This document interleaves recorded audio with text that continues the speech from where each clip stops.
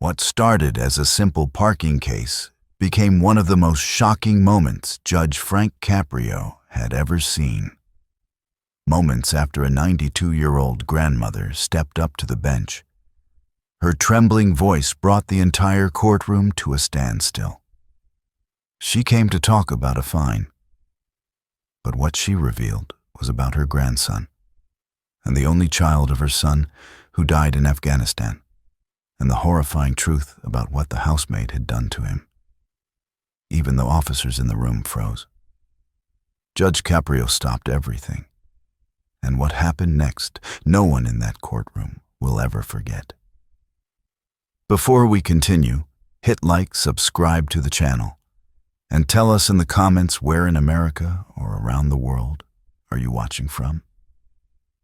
In Providence, Rhode Island, on a calm Tuesday afternoon, Judge Frank Caprio's courtroom felt like it always did, steady, orderly, touched with that rare mix of humor and humanity that only he could bring. The light from the tall windows stretched across the polished floor, and people waited quietly for their names to be called. Most cases were simple: parking tickets, expired meters, minor fines. Then the bailiff called a name that made a few people look up, not because they recognized it, but because of the frail, trembling voice that answered. "Here, sir, I'm here." A 92-year-old woman rose slowly from the wooden bench. She wore a faded blue cardigan that looked older than half the courtroom, and she moved with that careful, guarded grace of someone whose bones had learned the weight of time. She clutched a small leather purse to her chest as she approached the bench. Judge Caprio leaned forward gently. "Ma'am, take your time. There's no rush." The room softened at his tone. Her name was Martha Henderson, a lifelong Rhode Island resident. Everyone assumed she was here for something simple, maybe a parking ticket, maybe an expired inspection sticker. Nothing more. But when she stood before the judge, something felt different. Her fingers shook as she opened her purse, searching for the citation. Her eyes pale, watery, tired, kept drifting away, as if she were debating whether to speak or stay silent. "Ma'am," Judge Caprio said softly, "what brings you in today?" She swallowed hard. "I think it is about the car parked in the school zone, but that isn't why I came, Your Honor." A quiet ripple moved through the courtroom. Judge Caprio blinked gently. "If there is something you'd like to say, I am here to listen." She took a long breath. "My son, my only boy, was a soldier.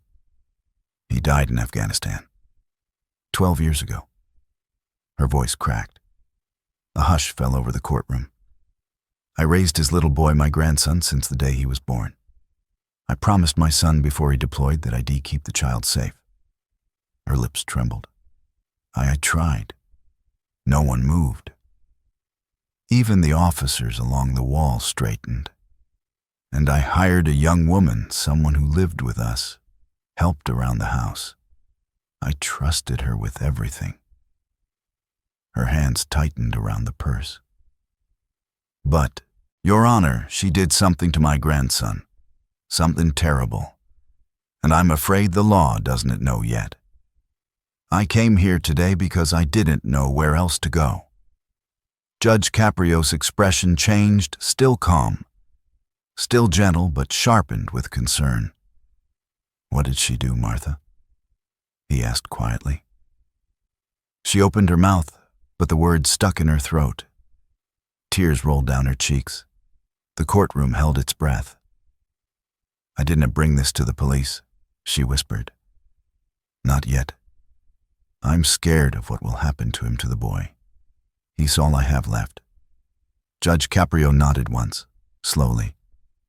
"Start from the beginning. Take as much time as you need." She closed her eyes, then began trembling violently, one hand lifting to her chest. For a moment, the judge feared she might collapse. What she said next froze the courtroom so completely that even the buzzing of the overhead lights seemed to disappear. "Your Honor," she whispered, "I think my grandson was hurt in ways no child should ever be. And the woman who did it, she is still in my house." The room erupted into a stunned silence, and Martha, barely able to stand, gripped the bench like it was the only thing keeping her alive. Judge Frank Caprio motioned gently toward the bailiff. "Bring her a chair." The bailiff hurried over, placing a wooden chair beside the podium. Martha lowered herself slowly, her trembling hands resting on her purse. Her breath came in sharp, uneven pulls, the weight of what she was about to reveal settling over the courtroom like a heavy storm cloud. "Ma'am," Judge Caprio said softly, "you're safe here. No one is going to rush you. Tell me what happened." Martha wiped her cheeks with a corner of her sleeve. "It started last winter," she said, her voice shaky. "The snow came early that year, the kind that covers the neighborhood in silence. My grandson Ethan, he had just turned 6.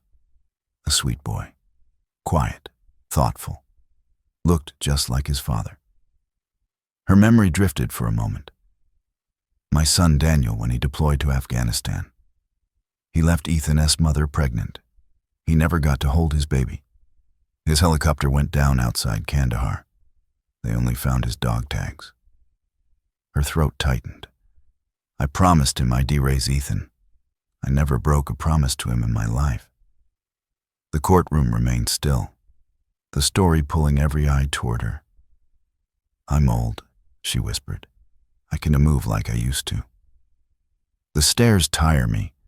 The boy is energetic, always drawn, always running around the house. So I hired someone to help me." She swallowed. "Her name is Lena Morales, 27 years old. She came from out of state looking for work, spoke softly, kept to herself, seemed respectful." Judge Caprio nodded.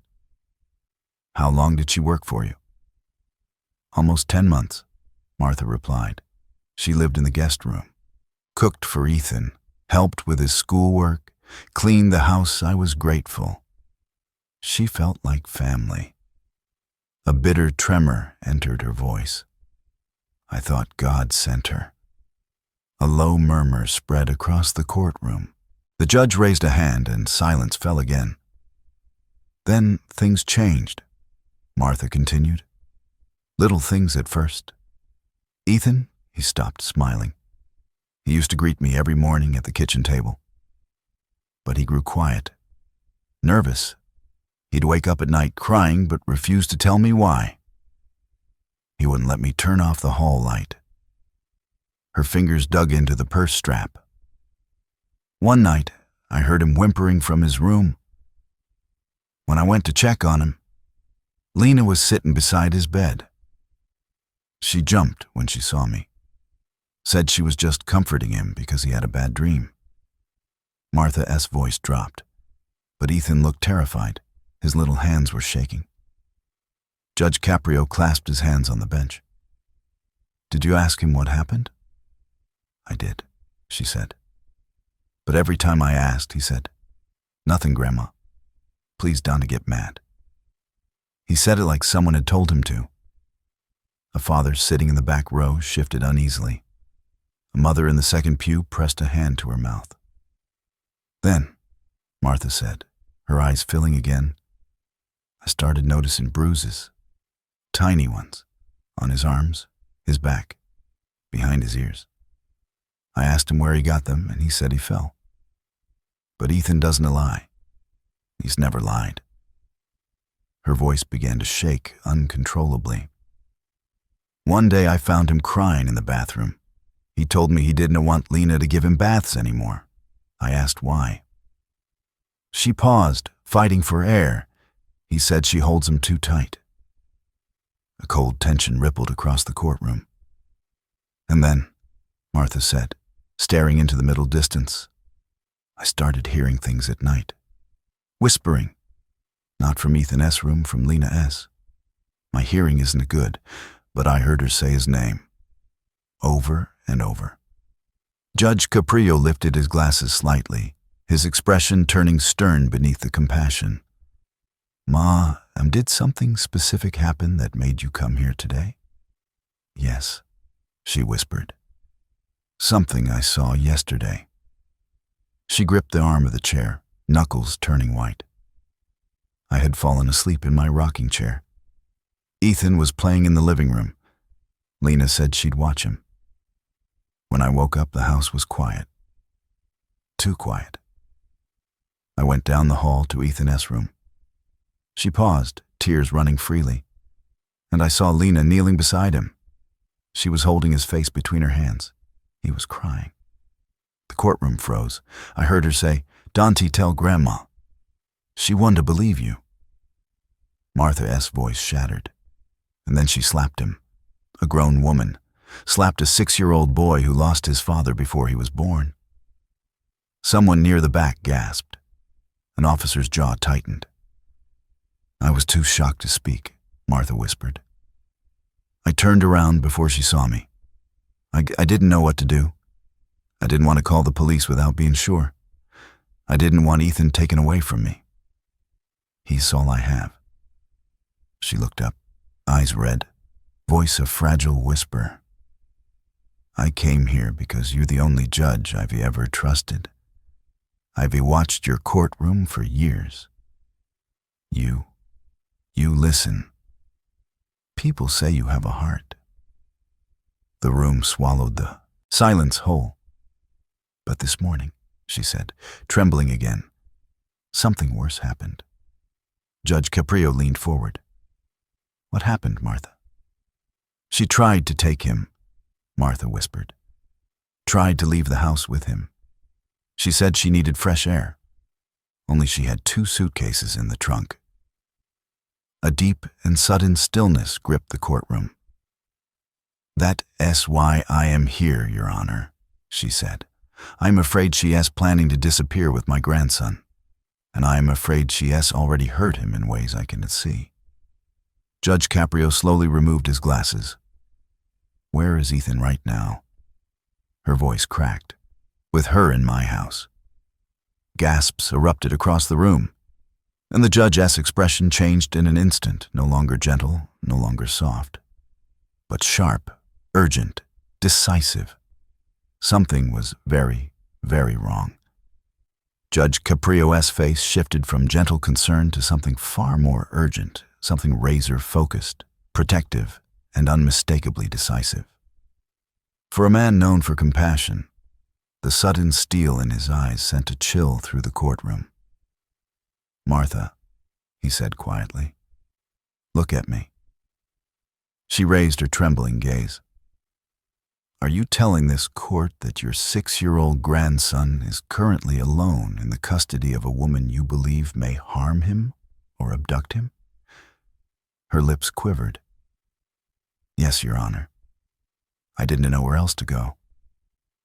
I thought if I told you, you'd know what to do. The courtroom held its breath. Judge Caprio reached toward the bench microphone. Bailiff stepped forward. The tall officer in a Navy uniform approached. Contact Providence Police immediately, the judge said. I want officers dispatched to Mrs. Henderson's residence at once. High priority. Welfare check on a minor possible abduction attempt. The bailiff nodded and rushed toward the side door. People whispered, stunned. A routine morning had turned into a crisis unfolding in real time. Martha clutched the arms of her chair. Your Honor, what if they get there too late? Caprio's voice softened only slightly. They won tea. Not today. But his eyes carried a storm. He leaned forward again. Martha, I need you to walk me through everything from yesterday. Every detail. Anything that tells us whether Lena has help, whether she has a vehicle, money, contacts anything that affects your grandson's safety. Martha clutched her purse tighter. It was just before sunset, she whispered. I heard Ethan crying again. I went to the doorway and saw her holding his face. She looked angry, angrier than I'd ever seen her. And Ethan, his little shoulders were shaking. She inhaled sharply. But it's what happened next that crushed me. The courtroom grew so still that the sound of her cardigan sleeve brushing her purse felt loud. I stepped back down the hall. My legs were shaking. I didn't know if she heard me or not. So I waited in the kitchen. I wanted to confront her, but I mulled, Your Honor. And she's strong. Stronger than I realized. She took a trembling breath. Then the front door opened. I peeked from the hallway and saw her packing things into her car. Caprio narrowed his eyes.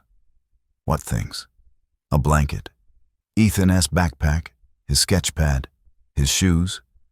At first, I thought she was just being helpful, maybe preparing for school activities.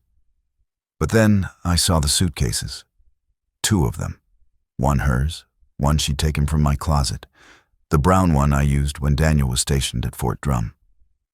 Gasps rippled across the room. And Ethan? The judge asked softly.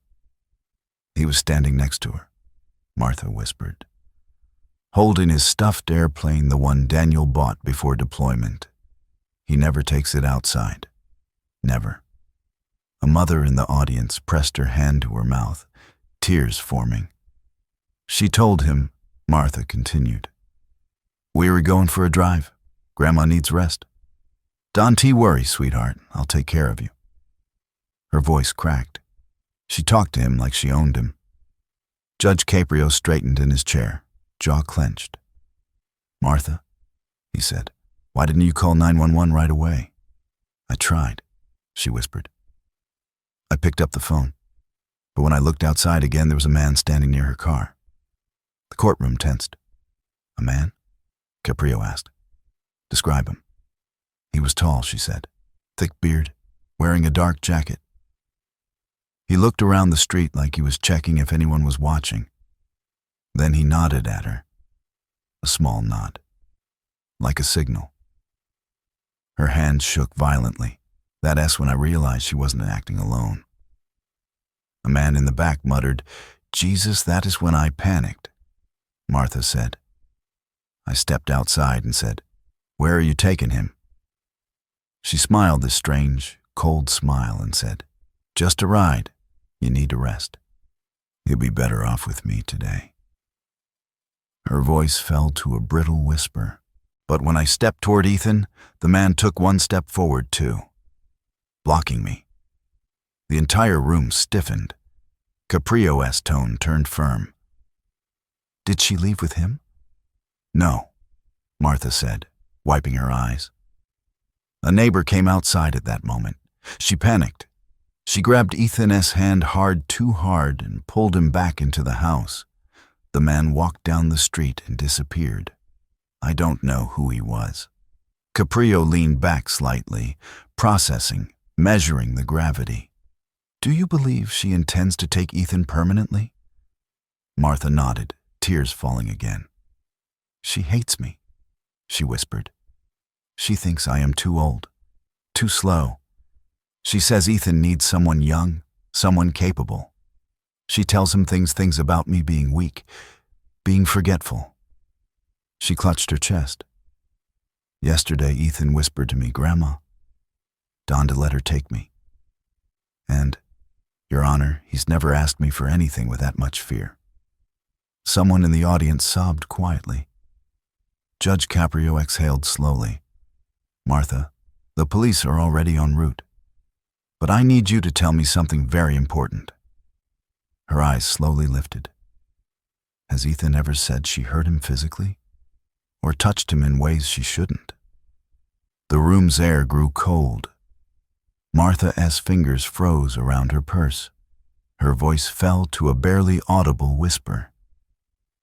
He said he doesn't like when she bathes him. He said she keeps the door closed. He said she tells him not to talk. And one night, her breath hitched sharply. One night he told me, Grandma, she makes me feel like I'm doing something wrong. The courtroom erupted whispers, gasps, outrage. Judge Caprio lifted his gavel and tapped once, steady but heavy. Order. But his voice carried emotion, anger wrapped in sorrow. Mrs. Henderson, he said, leaning forward again, you've done the right thing by coming here. And I promise you this court will not allow that child to disappear. Before he could speak again, the courtroom side door opened. The bailiff rushed in, breathless, holding a phone. Your Honor, Providence PD is requesting to speak with you. Urgent. Caprio stood, something rare and unsettling. He stepped down from the bench for the first time in the entire session. He took the phone. The courtroom froze. Yes, Chief, he said. What is the status? A pause, then a deeper pause. Judge Caprio's face drained of color. People leaned forward, straining to read his expression. Finally, he lowered the phone slowly and turned toward Martha. His voice came out low, steady but filled with something the courtroom had never heard from him before. Martha, the officers just reached your house. He swallowed. And they found the front door open. The room erupted, and Martha S. world shattered in an instant. Martha S. breath caught in her throat. For a moment, she didn't move, didn't blink, didn't even seem alive. Her body stiffened as if every bone inside her had turned to ice. Judge Caprio raised one hand, trying to steady the room. Everyone remained seated. He commanded, but even he couldn't hide the tremor in his voice. He turned back to Martha, whose hands were now gripping the edge of the chair so tightly her knuckles had turned white. Martha, he said gently, the officers reported that the front door to your home was open when they arrived. The entire courtroom fell into a stunned, dreadful silence. Open? Martha whispered. Open how? Did they say anything else? Did they see Ethan? Did they see her? Caprio held her gaze. They're searching the house now. The officers will update us within moments. Martha S.'s shoulders began to shake. Oh God, please don't let it be too late. A woman in the audience quietly sobbed. A man clenched his jaw, looking away, unable to handle the anguish written across the old woman's face. Judge Caprio stepped closer to her, another rare gesture. Listen to me, Martha. You are not alone right now. Not in this courtroom, not in this city, you understand? Her chin trembled. I'm scared, Your Honor. I'm so scared. We were going to find him, Caprio said. But I need every detail you can remember.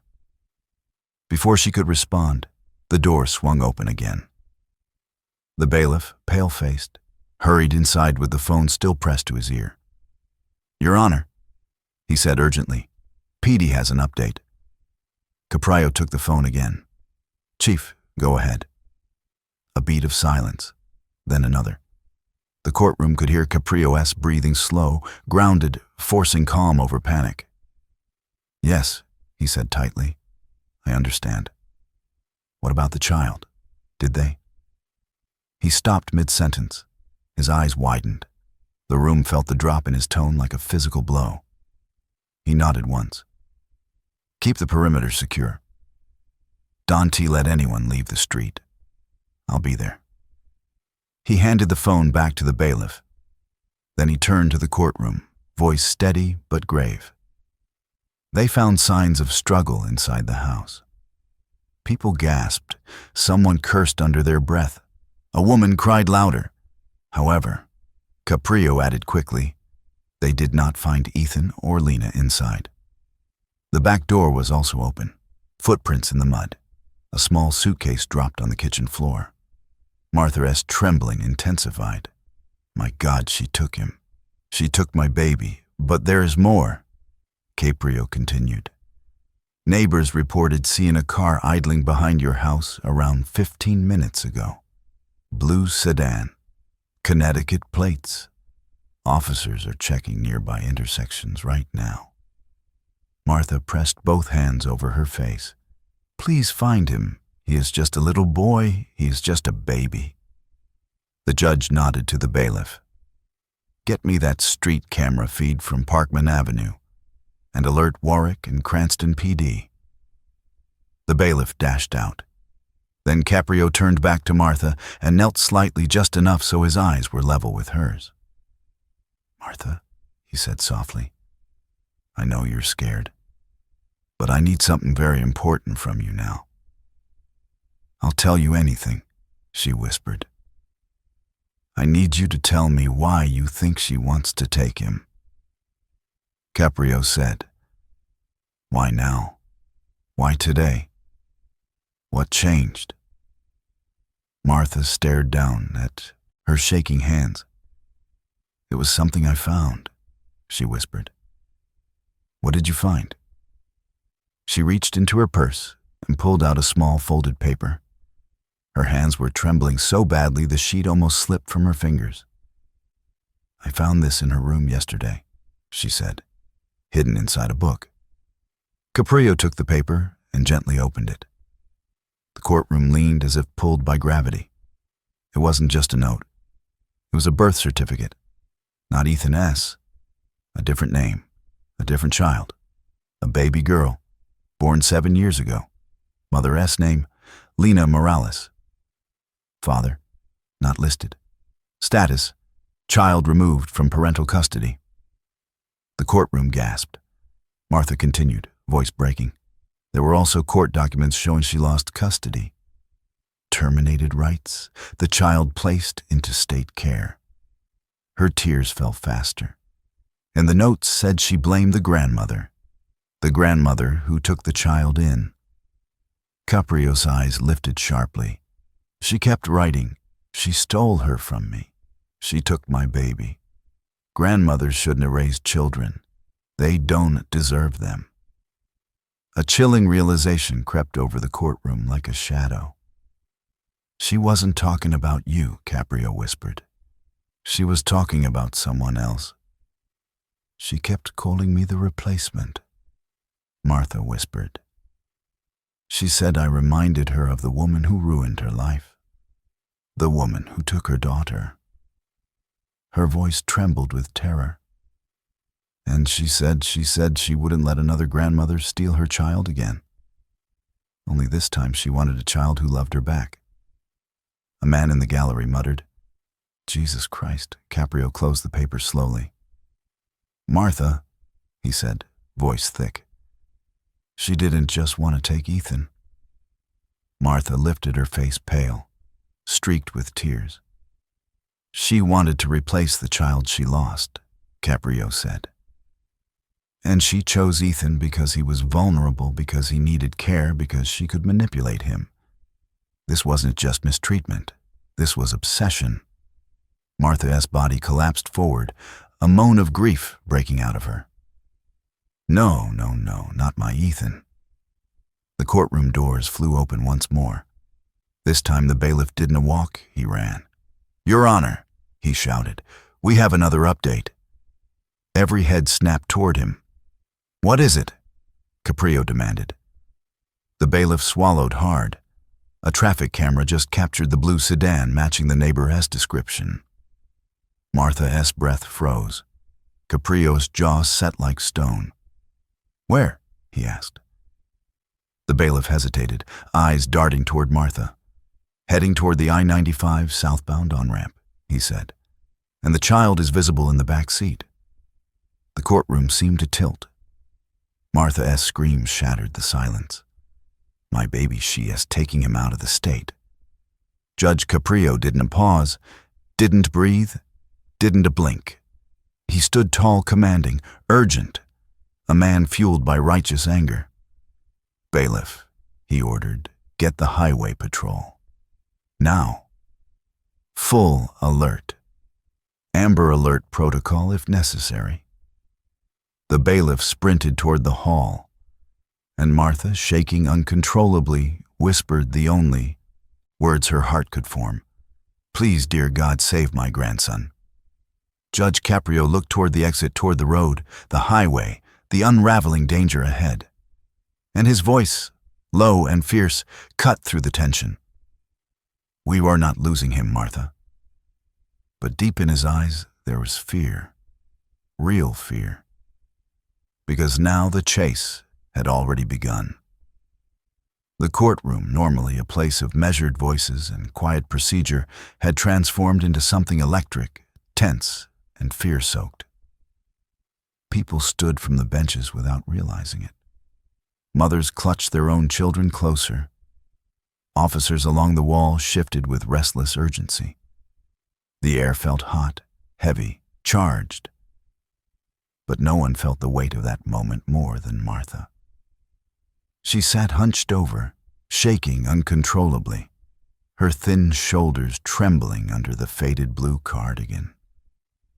Her lips moved silently, prayers, pleas, fragments of hope bleeding out of her like a whisper from a breaking heart.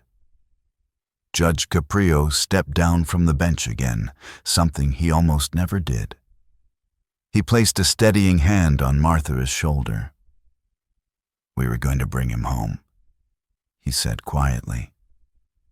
But the depth of worry in his own eyes revealed that this was not a promise. This was a mission. Before he could say more, the bailiff burst through the doors again, breathless, phone still pressed to his ear. "Your Honor, State Police, Providence PD, and Highway Patrol are coordinating. The blue sedan passed 2 traffic cameras. They confirmed the boy is terrified, but alive. They're trying to box the car in on I-95. The courtroom erupted in anxious murmurs. "Are they close?" Caprio asked. "Less than 2 miles behind," the bailiff replied. "But the suspect is accelerating. She's weaving through traffic. Officers report she is driving erratically." Martha pressed both hands over her mouth. "Oh God, she is scared. She'll crash. She'll hurt him." Caprio knelt again in front of her gently but firmly. "Martha, listen to me. Your grandson needs you calm right now. He needs your hope. He needs your strength. Every second matters." Her eyes brimmed. "I don't have strength anymore, Your Honor. I'm 92. Caprio shook his head. "But your love has moved an entire courtroom. Don't underestimate that." Another officer rushed in, holding a radio. "Your Honor, Highway Patrol is initiating a rolling roadblock. They are slowing down traffic to contain her." Martha squeezed her eyes shut. "Ethan hates fast cars. He gets scared when engines roar. He covers his ears." The officer continued urgently. But the suspect just made a sudden exit. She swerved onto the off-ramp at exit 22. "Officers are in pursuit." The bailiff added, "The man she was seen with earlier has not been spotted. We don't know if he is following in another vehicle." A fresh wave of fear rippled through the room. Judge Caprio's jaw tightened. This is no longer a standard abduction. This is a coordinated attempt. He turned toward the bailiff. "Get FBI child abduction response on standby. Now." The courtroom froze. It was rare, extremely rare, for Judge Caprio to escalate anything to federal involvement.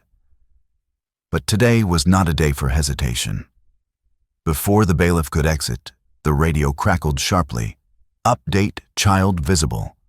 Crying heavily. Suspect accelerating onto local streets. Officers requesting permission for controlled vehicle contact. That meant they might ram her car. Martha's entire body jolted. No, don't let them hit the car. Ethan is too small, he is too fragile. Judge Caprio raised a hand, calming her as best as he could. "Dispatch," he said, taking the radio. "This is Judge Frank Caprio. Do not authorize vehicle contact unless absolutely necessary. The child's safety is paramount. Repeat, child safety is priority one. Copy, Your Honor, the radio replied. Officers proceeding with caution. Martha's breath rattled painfully. Please hurry, please. The courtroom, packed with strangers, had become united by a single heartbeat. The fear that a small, fatherless boy already wounded by life could vanish forever.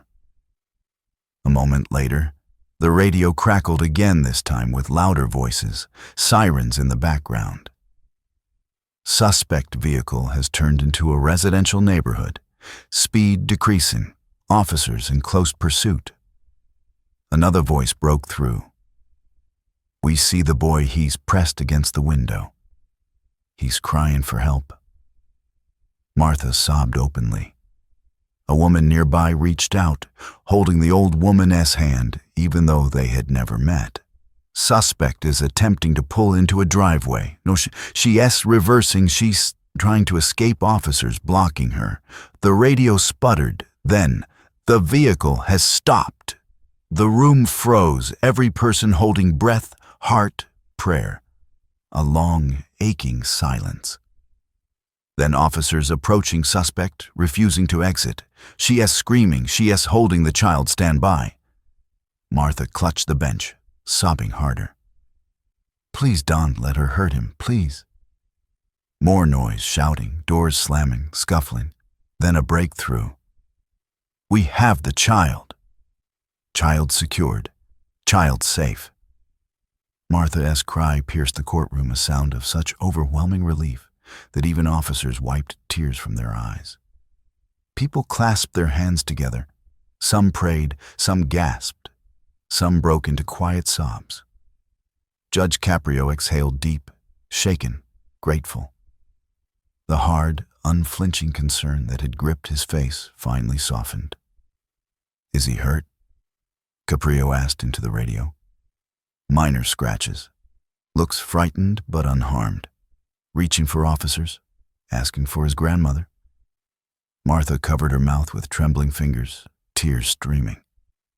He asked for me. Yes, Ma, am, the officer on the radio replied. He wanted to let go of the stuffed airplane he's holding. Martha nearly collapsed with relief.